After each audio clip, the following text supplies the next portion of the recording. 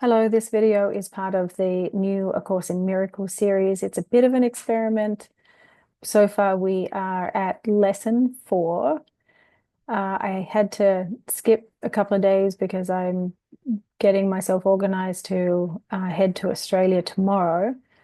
However, I wanted to make a video before I left, and so we're up to lesson 4. We are continuing with where we left off in the text. And I was inspired to begin our reading of the text in chapter 16. And the reason for that is because it is the beginning of the new year at the time when the course was channeled. Now, again, as I've said in the other videos, the course was channeled over a series of years, but this is the section where a new year is specifically mentioned.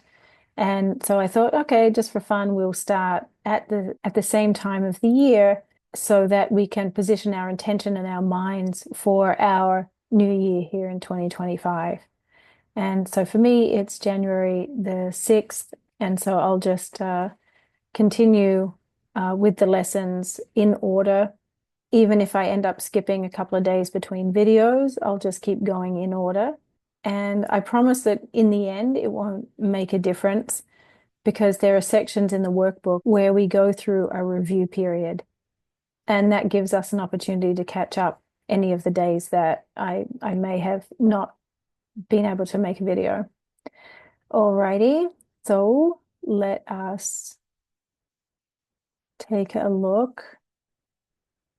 All right, so we're just going to click on the Read A Course in Miracles button.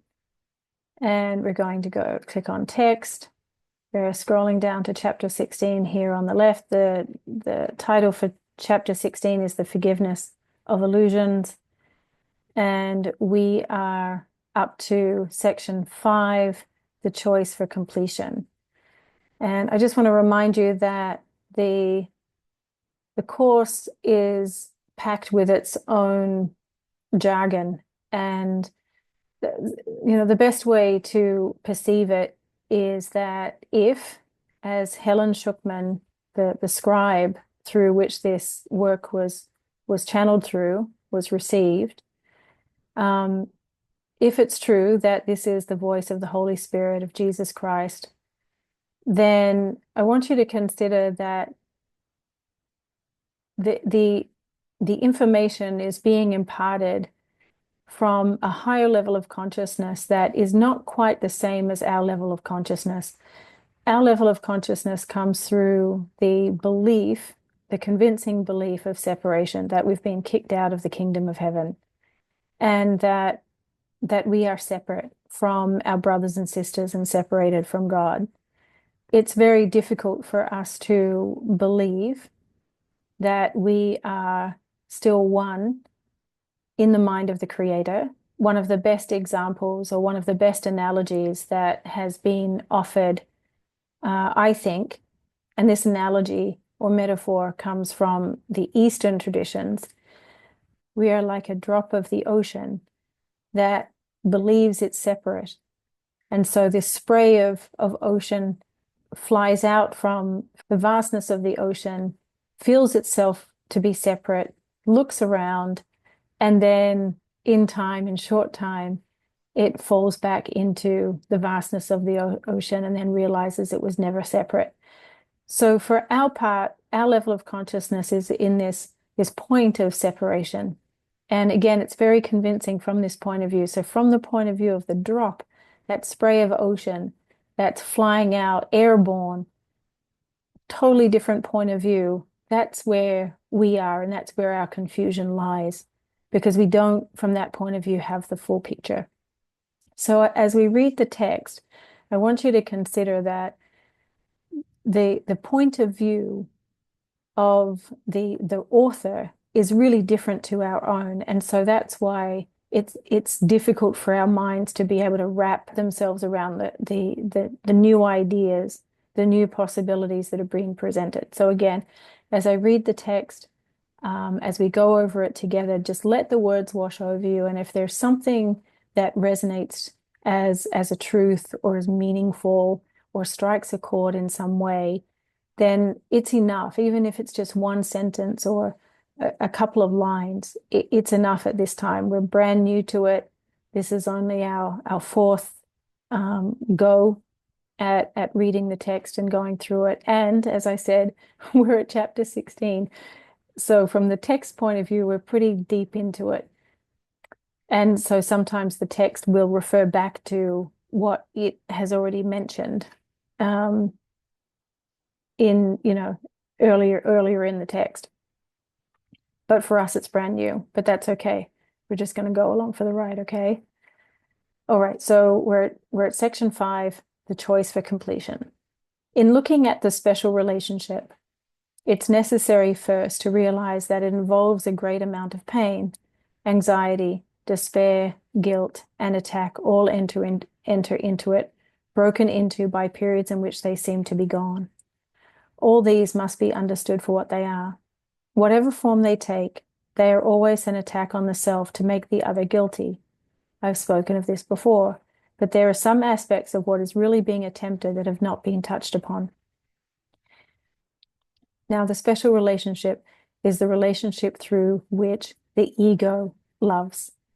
The ego has a concept of what love is, and it uses that to get what it thinks it wants, to feel safe, to not feel alone, to feel okay. And it uses the special relationship as a distraction from the true love relationship, which is with the infinite creator, God, our Father. Okay, so let's go back. All right, so paragraph 2. Very simply, the attempt to make guilty is always directed against God. For the ego would have you see him and him alone as guilty, leaving the sonship, humanity, open to attack and unprotected from it. The special love relationship is the ego's chief weapon for keeping you from heaven.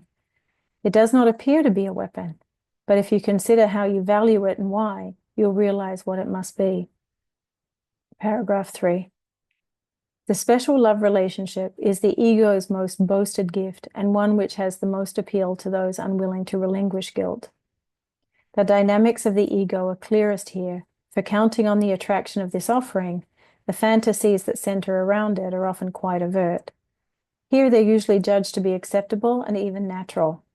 No one considers it bizarre to love and hate together, and even those who believe that hate is sin merely feel guilty but do not correct it. This is the natural condition of the separation, and those who learn that it is not natural at all seem to be the unnatural ones. For this world is the opposite of heaven, being made to be its opposite, and everything here takes a direction exactly opposite of what's true. In heaven, where the meaning of love is known, love is the same as union. Here, where the illusion of love is accepted in love's place, love is perceived as separation and exclusion. The Course talks a lot about guilt. Guilt is the resonant feeling state, the state of grace that occurs as a result of the belief of separation. Because the subconscious logic there is, I must be bad, I must not be good, I'm certainly not whole because I am separate and I'm not included, I'm no longer included or part of the kingdom of heaven and no longer in the grace of God. That's the subconscious logic of it. And so the result of that is guilty. And again, that guilt is transferred or translated or projected onto one another because we perceive them to be separate from us as well. All right, so let's continue.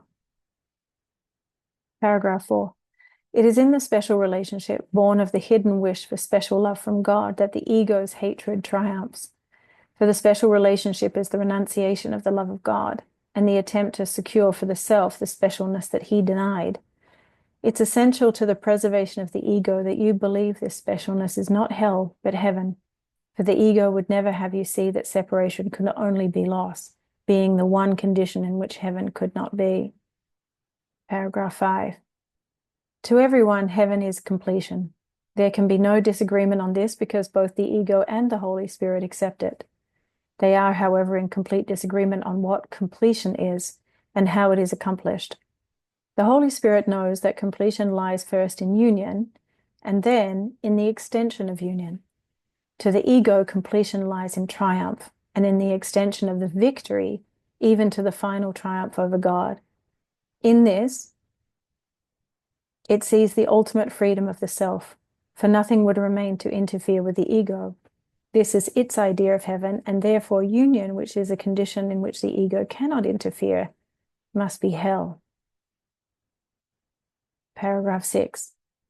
The special relationship is a strange and unnatural ego device for joining hell and heaven and making them indistinguishable. And the attempt to find the imagined best of both worlds has merely led to the fantasies of both and to the inability to perceive either as it is. The special relationship is the triumph of this confusion. It's a kind of union from which union is excluded, and the basis for the attempt at union rests on exclusion. What better example could there be of the ego's maxim, seek but do not find? Paragraph 7. Most curious of all is the concept of the self which the ego fosters in the special relationship. This self seeks the relationship to make itself complete.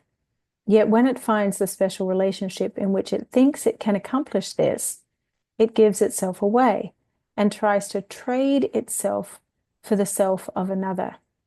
This is not union, for there is no increase and no extension. Each partner tries to sacrifice the self he does not want for one he thinks he would prefer, and he feels guilty for the sin of taking and of giving nothing of value in return. How much value can he place upon a self that he would give away to get a better one? And what this is speaking to is that what often happens when we meet someone, especially a love interest, is that we project outwards this idea, this persona of our best self. And this is not our true self, but it's the self that we put forward, the preferred self, that leaves us feeling guilty, a little bit ashamed, a little bit afraid that we'll be found out if we let our guard down. Everybody does it. So when the projections meet one another, what ends up happening is that the union gets joined through that projection. But then as the two individuals get closer together, they start to defend their insecurities, their guilts, their past hurts and grievances, or protect them, especially when the other one starts to bump up against them. And then that uncomfortable feeling, that feeling ends up being blamed on the other as the cause for that unpleasant feeling. And therein lies the conditions for the hatred. And so that's how we have this love-hate dynamic. All right, paragraph 8. The better self the ego seeks is always one that's more special. And whoever seems to possess a special self is loved for what can be taken from him. Where both partners see this special self in each other, the ego sees a union made in heaven, right? The soulmate. For neither one will recognize that he has asked for hell, and so he will not interfere with the ego's illusion of heaven, which had offered him to interfere with heaven. Yet if all illusions are of fear, and they can be of nothing else, the illusion of heaven is nothing more than an attractive form of fear, in which the guilt is buried deep and rises in the form of love. Paragraph 9. The appeal of hell lies only in the terrible attraction of guilt, which the ego holds out to those who place their faith in littleness. The conviction of littleness lies in every special relationship, for only the deprived could value specialness. The demand for specialness and the perception of the giving of specialness as an act of love would make love hateful. The real purpose of the special relationship, in strict accordance with the ego's goals, is to destroy reality and substitute illusion. For the ego is itself an illusion, and only illusions can be the witnesses to its reality. And it gets very tricky. It gets very tricky because these projected selves are an illusion, but they're projected out of the original illusion of the part that believes that it's separate and has been born into this world that was made from that original thought, that original belief that we're separate from God. So it's quite the mess. And this is what the world is. This is what the systems are. This is why the world is the way it is.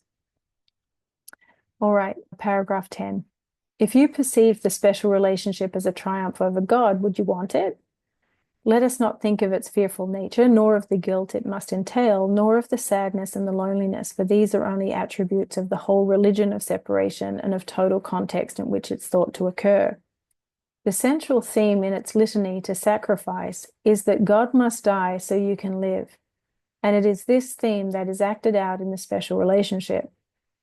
Through the death of your self, you think you can attack another self and snatch it from the other to replace the self that you despise. And you despise it because you do not think it offers the specialness that you demand. And hating it, you have made it little and unworthy because you're afraid of it.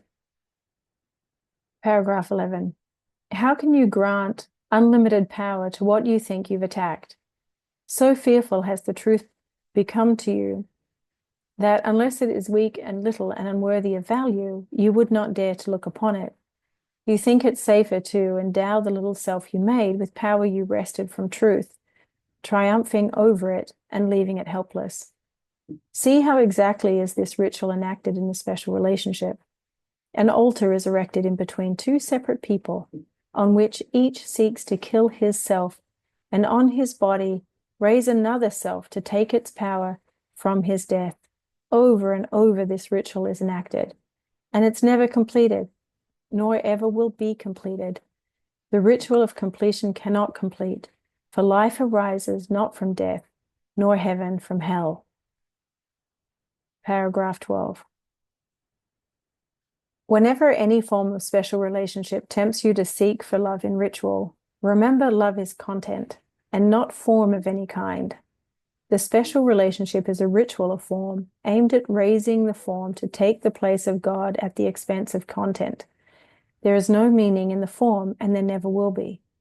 The special relationship must be recognized for what it is, a senseless ritual in which strength is extracted from the death of God and invested in his killer as the sign that form has triumphed over content and love has lost its meaning.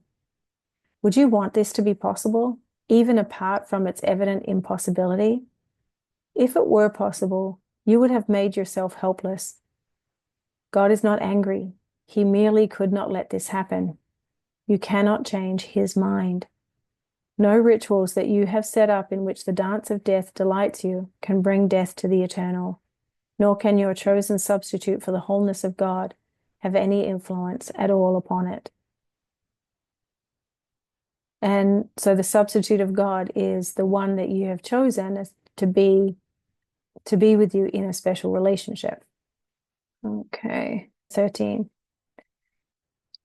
See in the special relationship nothing more than a meaningless attempt to raise other gods before him, and by worshipping them to obscure their tininess and his greatness.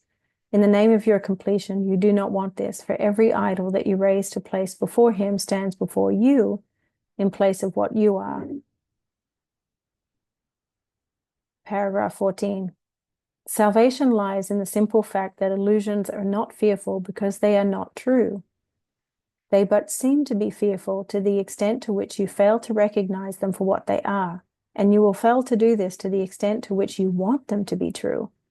And to the same extent you are denying truth, and so are failing to make the simple choice between truth and illusion, God and fantasy.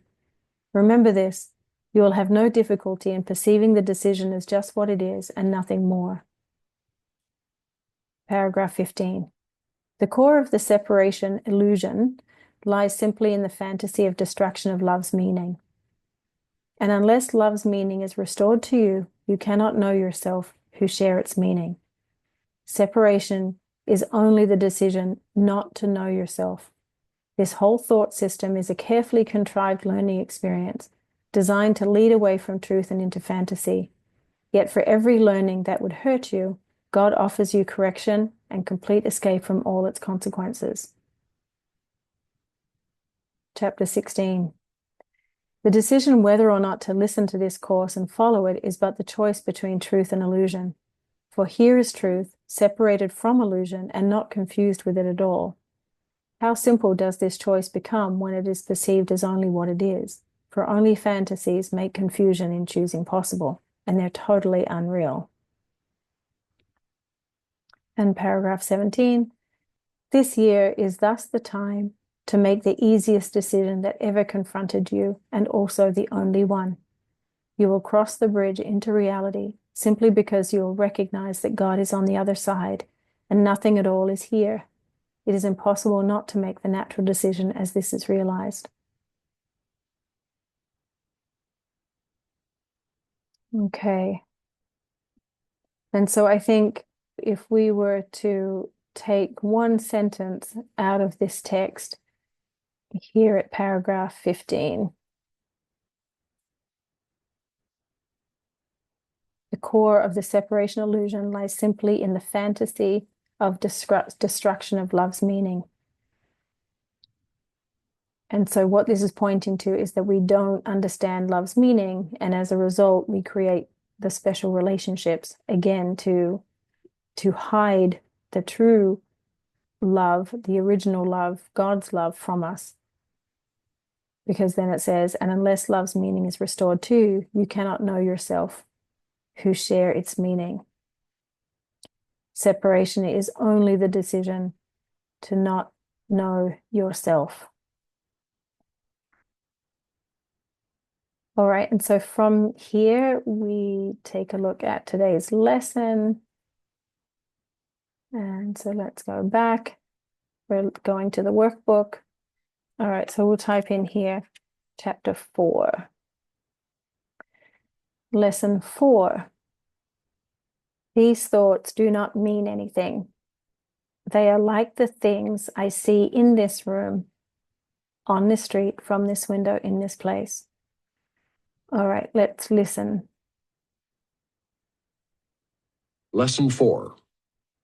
These thoughts do not mean anything. They are like the things I see in this room, on this street, from this window, in this place. Unlike the preceding ones, these exercises do not begin with the idea for the day. In these practice periods, begin with noting the thoughts that are crossing your mind for about a minute. Then apply the idea to them. If you are already aware of unhappy thoughts, use them as subjects for the idea. Do not, however, select only the thoughts you think are bad. You will find, if you train yourself to look at your thoughts, that they represent such a mixture that, in a sense, none of them can be called good or bad. This is why they do not mean anything. In selecting the subjects for the application of today's idea, the usual specificity is required. Do not be afraid to use good thoughts as well as bad. None of them represents your real thoughts, which are being covered up by them. The good ones are but shadows of what lies beyond, and shadows make sight difficult. The bad ones are blocks to sight and make seeing impossible. You do not want either. This is a major exercise and will be repeated from time to time in somewhat different form. The aim here is to train you in the first steps toward the goal of separating the meaningless from the meaningful. It is a first attempt in the long-range purpose of learning to see the meaningless as outside you and the meaningful within. It is also the beginning of training your mind to recognize what is the same and what is different. In using your thoughts for application of the idea for today, identify each thought by the central figure or event it contains. For example, this thought about blank does not mean anything. It is like the things I see in this room, on this street, and so on. You can also use the idea for a particular thought that you recognize as harmful. This practice is useful, but is not a substitute for the more random procedures to be followed for the exercises. Do not, however, examine your mind for more than a minute or so. You are too inexperienced as yet to avoid a tendency to become pointlessly preoccupied. Further, since these exercises are the first of their kind, you may find the suspension of judgment in connection with thoughts particularly difficult. Do not repeat these exercises more than 3 or 4 times during the day. We will return to them later. Okay, so I'm going to set a timer for 1 minute, and we will practice searching our mind for thoughts, stories, usually from the past, and we're repeating this thought about does not mean anything. It's like the things I see in this room or on this street from this window.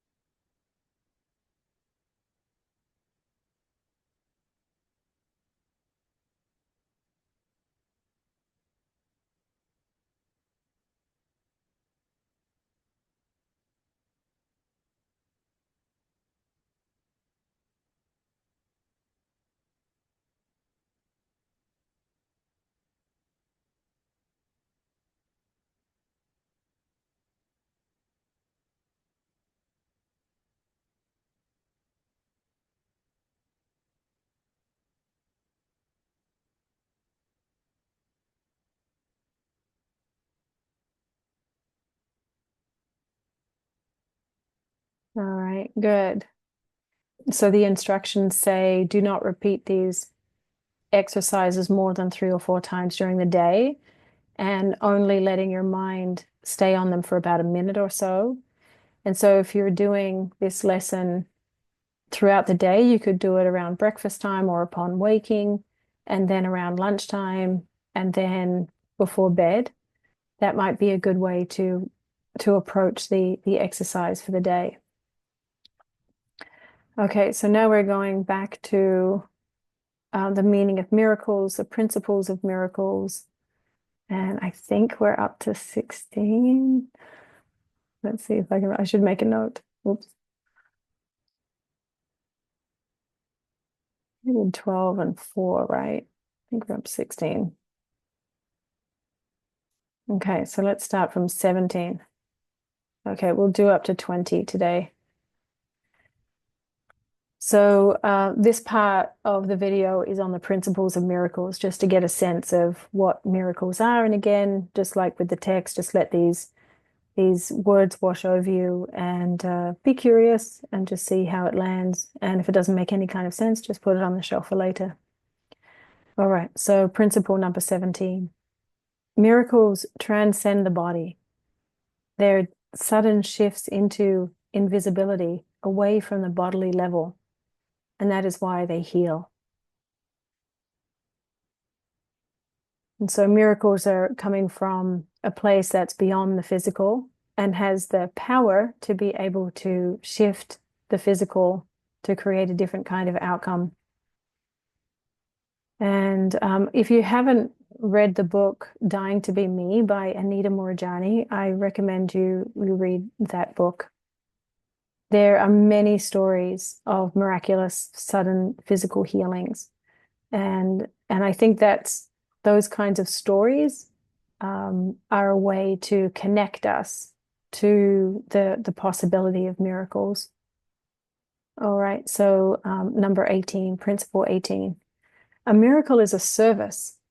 It is the maximal service you can render to another. It's a way of loving your neighbor as yourself. You recognize your own and your neighbor's worth simultaneously. And so what that's pointing to is in that you recognize each other's innocence and each other's wholeness, your inherent innocence and sameness as sparks of the Creator, as unique, magnificent expressions of the divine. Principle number 19, miracles make minds one in God. They depend on cooperation because the sonship, because humanity is the sum of all that God created. Miracles, therefore, reflect the laws of eternity, not of time. And number 20, miracles reawaken the awareness that the spirit, not the body, is the altar of truth. This is the recognition that leads to the healing power of the miracle. And so as long as we are embodying our bodies and living this life experience through the body, we have a tendency to confuse the function of the body and think that the body is us. When on a deeper inquiry, we find we are not our bodies. We have a body, and it's an interesting experience. However, we are not that, because the body is ever changing, and what we are sort of stays the same. It's like we recognize our meanness over the course of our lives. Cells are ever dying and new ones being reborn. The body that you're sitting in now is not the body that you had when you were born, certainly not. The body that you have now is not the same body that you had when you were 7 or 14, 21. All right, so we'll finish it here. And if you have anything you want to share or any questions, just leave them in the comments. I'll do my best to address them. And also keep in mind, look at the alilacenter.org calendar for any in-person classes that are coming up. I'll be sitting on the cushion on the third Tuesday of the month at 7 p.m. Eastern Standard Time, but it will be my Wednesday morning in the time zone that I'll be in Australia. All right, enjoy the rest of your day.